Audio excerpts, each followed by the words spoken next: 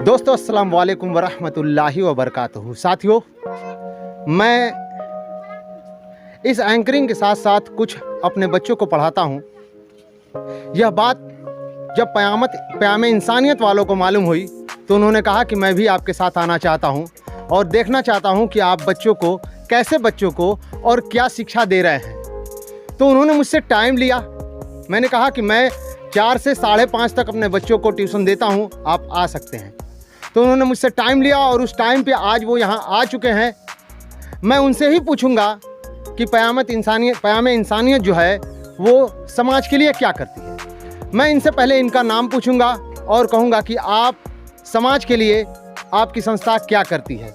जी, मेरा नाम साकिब अब्बासी है। मैं क़याम इंसानियत फोरम का एक सदस्य हूँ और हमारी संस्था पूरी ऑल इंडिया सद्भावना की, सौहार्द की, प्रेम और भाईचारे की जो बयार है उसको बढ़ाने की कोशिश करती है और चाहती है कि पूरे देश में अमन व अमान हो, शांति हो और हमारे जितने भी देशवासी हैं सब में भाईचारा रहे। सब लोग अपने कारोबार को, अपने बिजनेस को, अपनी पढ़ाई को, अपनी तमाम चीज़ों को सुचारू रूप से करें, कोई रुकावट ना हो। तो उसके लिए ज़रूरी है कि देश में खूब जो है सद्भावना फैले, सौहार्द बने और भाईचारा आम हो।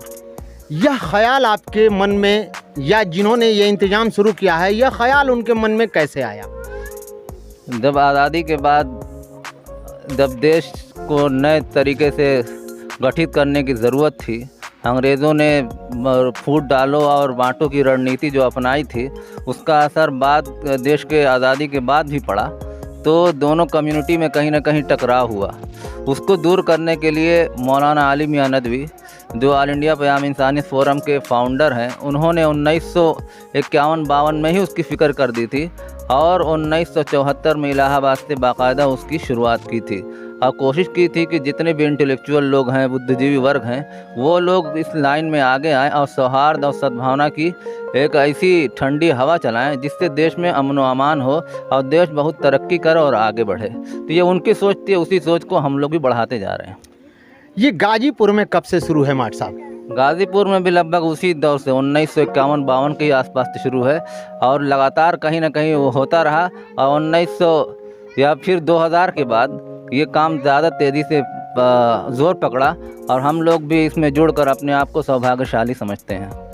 बहुत शुक्रिया। देखा, आपने बताया कि इन्होंने जो क़याम इंसानियत शुरू किया है और कैसे कर रहे हैं, इस बात को मैं आगे ले चलता हूँ। हमारे साथ एक मास्टर साहब हैं जो टीचर हैं और प्राइमरी स्कूल में पढ़ाते हैं। मैं उनसे मिलना चाहूँगा कि वो अपने बच्चों को कैसे ट्रीट करते हैं और बच्चों के दिलों में एक टीचर कैसे जगह बनाती है। मैं उनसे मिलूँगा और बातें करूँगा।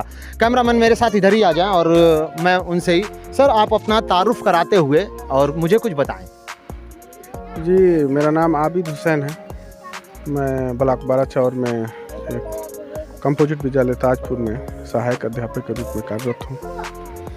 और आपने जो ये काम शुरू किए हैं ये बहुत आप ही मुबारकबाद के काबिल हैं, क्योंकि ये बच्चे, नौनिहाल बच्चे जब शिक्षा ग्रहण करेंगे और ये आगे तरक्की करके आगे जाएंगे तो ये गाजीपुर ही नहीं पूरे देश के नाम रोशन करेंगे। ये हमारा अपना मानना है। और मैं आपके चैनल के माध्यम से, मैं छोटा आदमी हूँ, ये घोषणा करता हूँ, ऐलान करता हूँ कि इन बच्चों को जिसके पास बैग नहीं है वो मैं अपने तरफ से इन सब बच्चों को बैग दूंगा। एक बार फिर से मैं आपसे गुजारिश करता हूं कि देखिए, बैग तो ठीक है, अल्हम्दुलिल्लाह, लेकिन मैं जब इधर आता हूं तो मैं देखता हूं कि बच्चों के पैरों में चप्पल नहीं रहती है।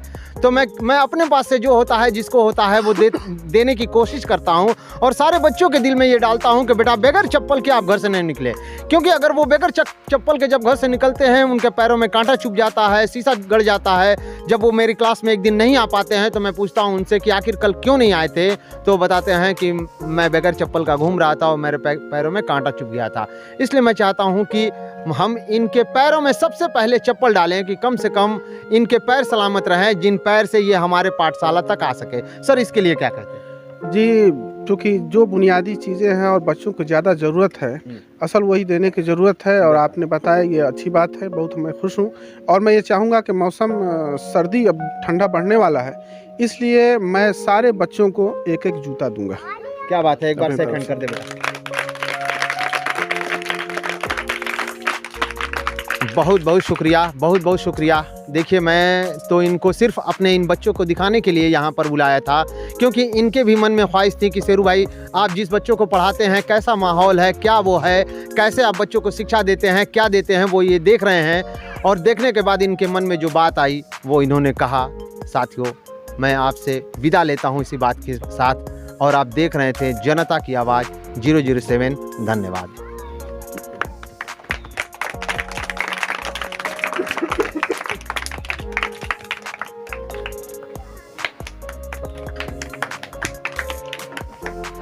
हाँ।